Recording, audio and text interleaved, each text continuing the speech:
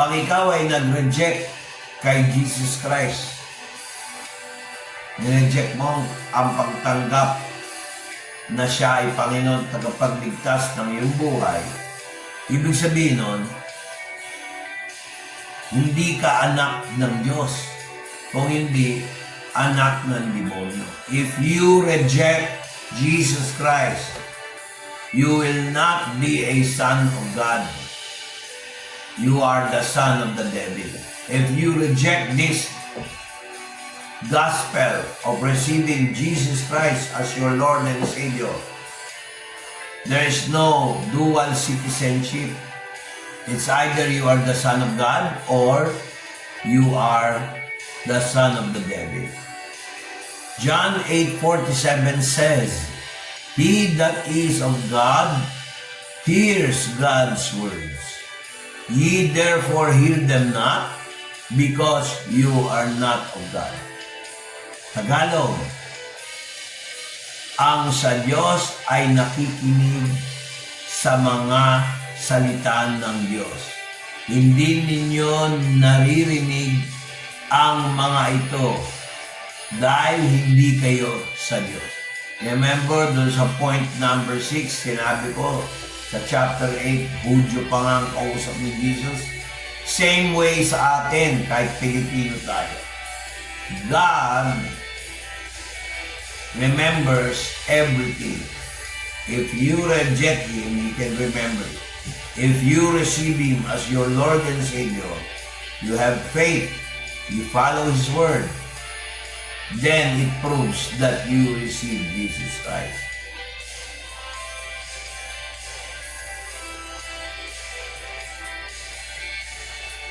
John chapter 8 verse 44, inulit na naman to.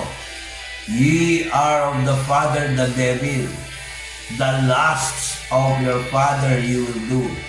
He was a murderer from the beginning and abode not in the truth, because there is no truth in him. When he speaks a lie, he speaks of his own, for he is a liar and the father of it. Kaya mula sa iyong ama ang dyablo, at hinangad niyong gawin ang mga kahalayang mula sa iyong ama. Siya ay isang mamamatay tao mula sa simula at hindi nananatili sa katotohanan dahil walang katotohanan sa kanya. Kapag nagsasalita ng kasinungaling, siya ay nagsasalita sa sarili niyang kalikasan dahil siya ay sinungaling at ang ama ng kasinungalingan. So kung kukompare niyan sa kanina sinabi ko sa point number 5 or reason na condemnation, yung consequence, mapapansin niyo mga kapatid, ang linaw. Sabi niya dun sa mga Hudyong nagre-reject kay Jesus Christ, isang example ng rejection. Ang ama ng mga tao nagre-reject sa salita ng Diyos, nagre-reject sa inyong lingkod, nagre-reject sa ama, nagre-reject kay Jesus Christ. Kaya kayo na ayaw tanggapin si Jesus Christ as Lord and Savior, ang amahin nyo ay ang demonyo. Lahat ng ginagawa ng demonyo, ginagawa niya. Dahil ang demonyo ay sinungaling, yan ang tatay mo.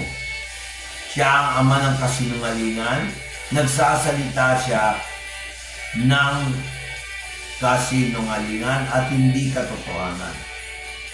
Sabi nga dito sa John chapter 8 verse 44, kayo ay mula sa inyong ama ang dyablo. Tingnan nyo. At hinahangad niyong gawin ang kahalayan mula sa inyong ama. Siya ay isang mamamatay tao. Alam niyo ba na tuwing tayo nagkakasala at hindi natin kinukumpisal sa Diyos, namamatay ang ating iniwanan. Questionable ang ating kaligtasan dahil hindi tayo humihingi ng tawad sa Diyos. Pwede niyong lokohin si pastor. Pwede niyong lokohin si brother, si sister. Pwede niyong lokohin ang kapitbahay niyo, pero hindi niyo kaya lokohin ang Diyos. Diyos yun.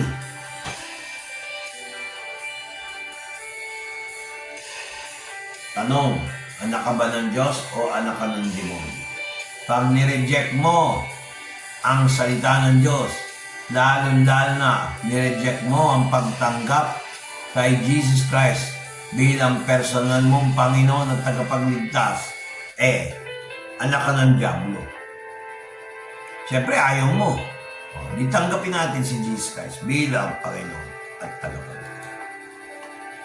Sabi nga dito sa Revelation chapter 20 verse 14 to 15, ang kamatayan at ang Hades ay itinapon sa lawa ng apoy. Ito ang ikalawang kamatayan, ang lawa ng apoy. Kung kaninong pangalan ay hindi nasusulat sa aklat ng buhay, siya ay tatapon sa lawa ng apoy.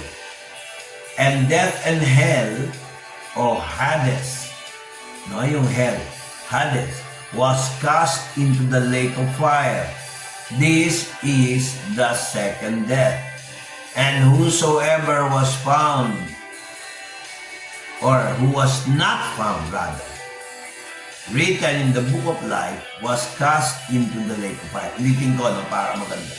And death and hell was cast into the lake of fire. This is the second death. And whosoever was not found written in the book of life was cast into the lake of fire.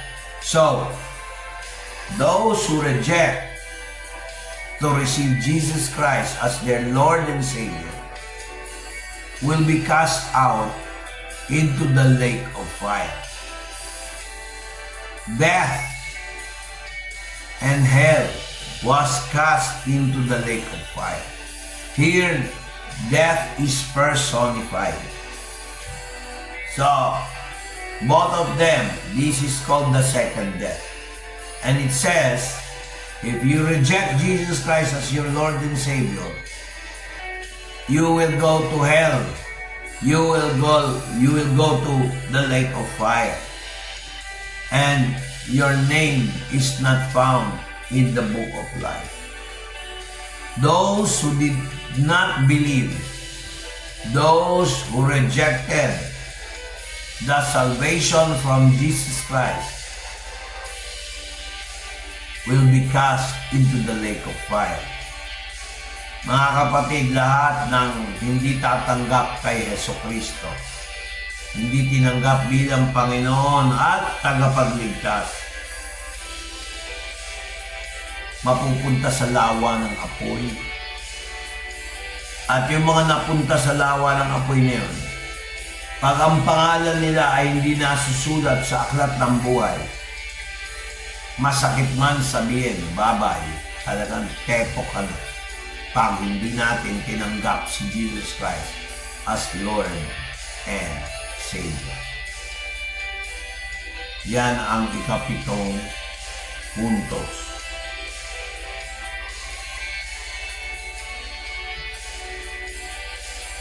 Kahit na religyoso ka, sabi dito sa point 8, hindi ibig sabihin garantisado yun na meron kang paniwala o yung tinatawag na pananampalataya sa Diyos. Pakinggan nyo ang Revelation chapter 20 verse 15. And whosoever was not found in the book of life was cast into the lake of fire. Kung kaninong pangalan ay hindi nakasulat sa aklat ng buhay, siya ay itatapon sa lawa ng apoy. Nakita nyo, kung sa election may registry, meron din sa langit, doon nakabatay. Alam nyo, lahat naman ng ginagawa ng tao, nakabatay sa langit kung anong ginagawa. Kaya yung sabi ni Jesus Christ din dito sa Luke chapter 10, verse 20, gayon paman, huwag kayong magalak lamang sa mga ito, na ang mga espiritu ay sumusunod sa inyo, ngunit higit na magalak na ang inyong mga pangalan ay nakasulat sa langit. Meron kayo nababalitaan, nagpapalayas ng demonyo, nag-aalis ng mga barang, sumpa, mga kapangyarihan ng mga mangkukulam. Alam nyo kaya may power sila laban sa mga iba sa atin, hindi siya nagkakasakit. Alam nyo kung bakit? Walang Jesucristo na Panginoon tagapagligtas na ipaglalabang ka, banal na espiritu na. Bakit? Nireject mo si Jesus Christ eh. Sabi nga sa English, notwithstanding in this rejoice not, that the spirits are subject unto you, but rather rejoice because your names are written in heaven. Kung ikaw ay tumanggap kay Kristo, ang pangalan mo nasa aklat ng buhay, magalak ka. Hindi porke may iba dyan, ay hindi naman ako naninira, pero napansin ko yan. Nakapokus sila sa pagpapalayas ng demonyo, pero hindi nila tinuturo ang pagtanggap kay Jesus Christ bilang Panginoon at tagapagligtas. Kaya nga sinabi ni Jesus Christ sa mga alagad niya, doon sa 70 alagad niya, kasi nagagalak sila, may napapalayas sa demonyo, no? Tapos gumagaling sa sakit at karamdaman, nakapokus sa kanila, hindi nakapokus kay Jesus. Ang sinabi ni Jesus, huwag kayong magalak dahil yung mga espiritu, mga demonyo na yan, o anumang espiritu yan, napapalayas, no? Napapadala sa impyerno.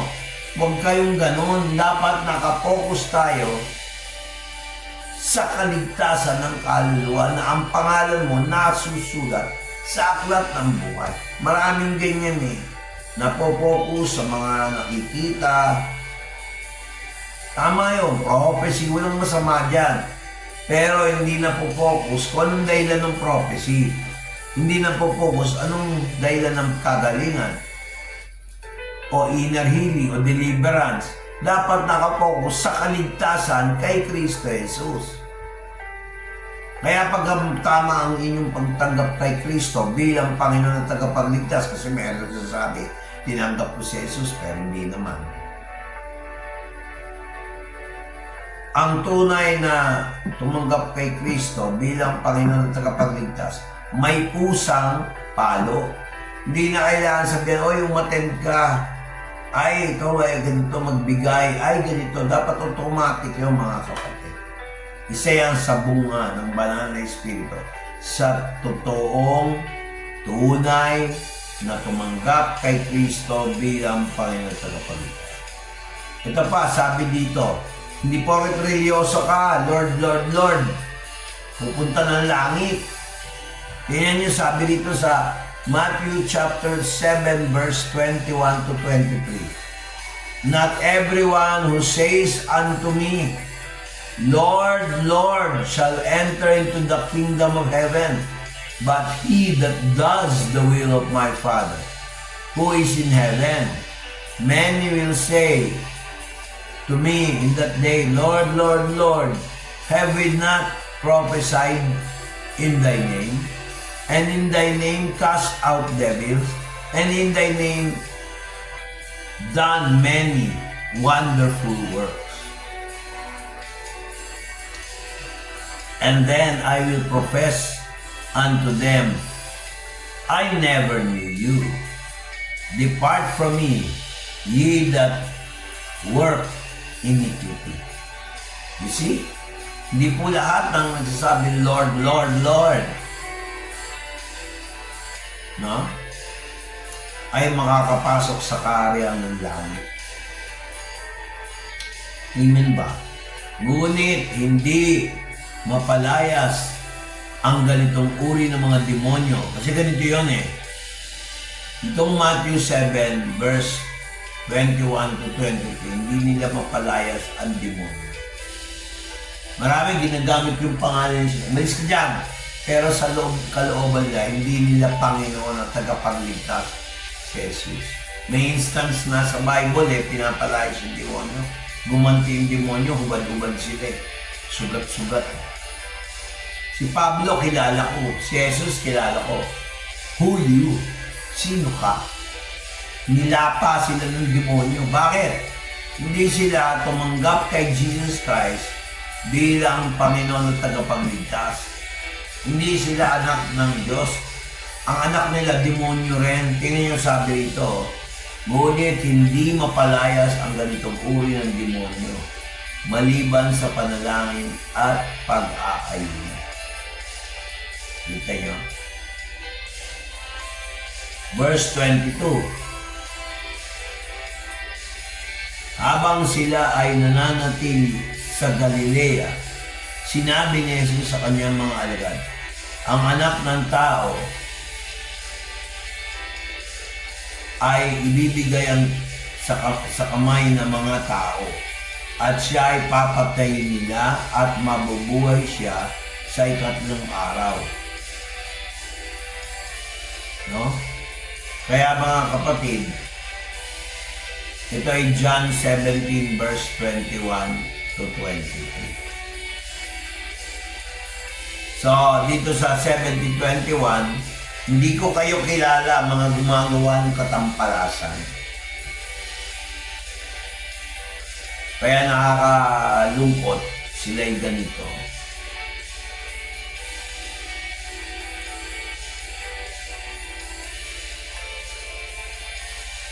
Ang ikasyam,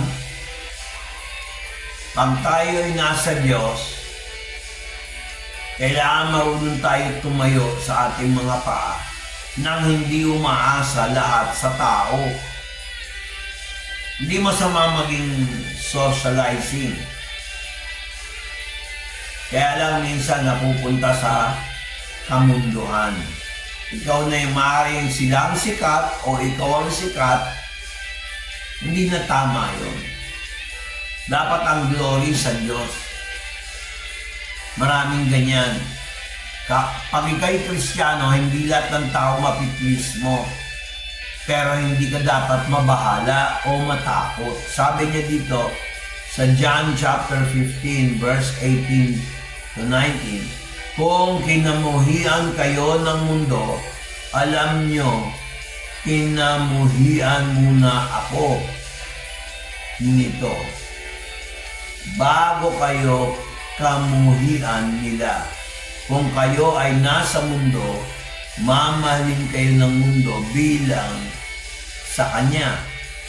Ngunit dahil hindi kayo sa mundo, at dahil pinili ko kayo mula sa mundo, sa kadahilanang ito, kayo ay kinamuhian ng mundo.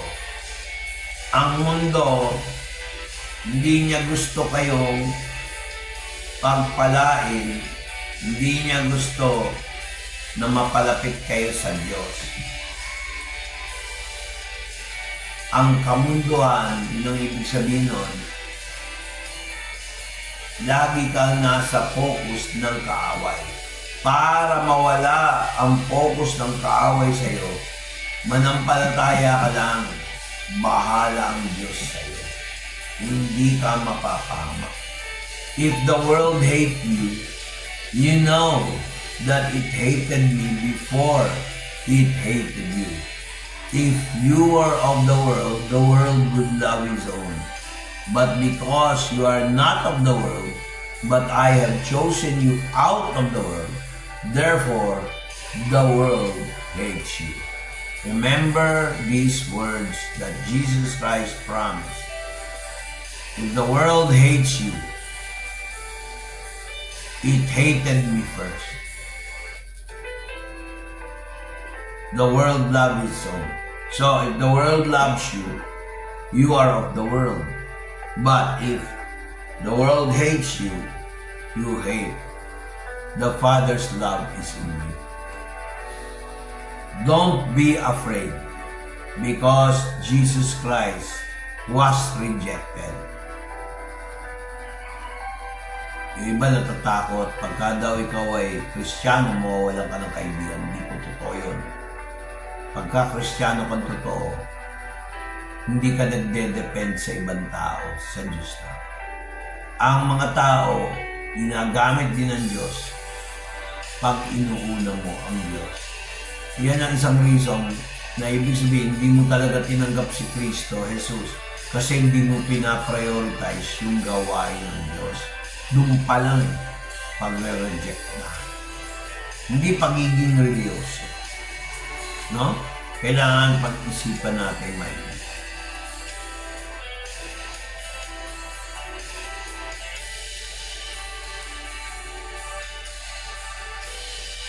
Sa 1 John 2:15 sabi, "Love not the world, neither the things that are in the world. If any man love the world, the love of the Father is in him, not in him. If you love all the things on the earth, what good is it when you have everything in life, but there is emptiness?" The Bible says in 1 John 2:15, we should not be too attached to material things. It is not bad to have possession. But remember that possessions are only lended to you by God. It is not your own. So use your riches wisely. Kung kayo naman ay mayaman, walang masama ron, may pagpapala, kailangan para makatulong. Sino ba naman ang hindi gusto magkaroon ng pera o what? Pero kung yung pera ang hahawak sa'yo, mali. Dapat ang pera ang hawakan. Huwag kang manghinayang. Sabi nga sa 1 John 2:15, huwag niyong mahalin ang mundo ni anumang mga bagay na nasa mundo. Kung sino man umiibig sa mundo, ang pag-ibig ng Ama ay wala sa kanya. Medyo bawas-bawasan natin yung pagiging materyoso. Iwasan natin ang pagiging puripot, lalo na sa gawain. Yun lang, mag-isip ka lang sa pastor mo na, nangangailangan pa lang church namin ng rent. Ay, hindi ako nagpaparinig. Totoo naman, kailangan ng rent o kailangan bumili ng ganito. Ba't titipirin mo yung gawain? Pag